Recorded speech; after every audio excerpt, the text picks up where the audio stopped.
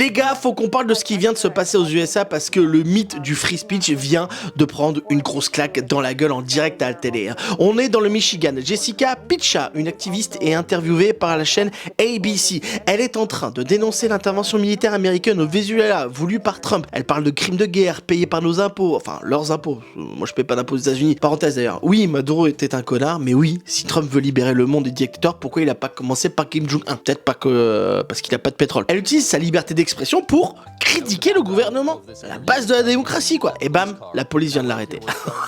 À la seconde où elle finit sa phrase, deux policiers qui lui tombent dessus en direct live. La journaliste en plateau bug complètement, elle sait pas ce qui se passe, tu vois. Le motif officiel, obstruction de la chaussée. Oui, t'as bien entendu, elle dénonce une guerre et on l'arrête parce qu'apparemment elle bloque une Twingo dans la rue. Hein, c'est la technique classique quand le message dérange le pouvoir, on trouve une excuse bidon. Avant de finir, si ce genre de décryptage sur l'actu te plaît, pense à t'abonner, hein, j'en fais souvent.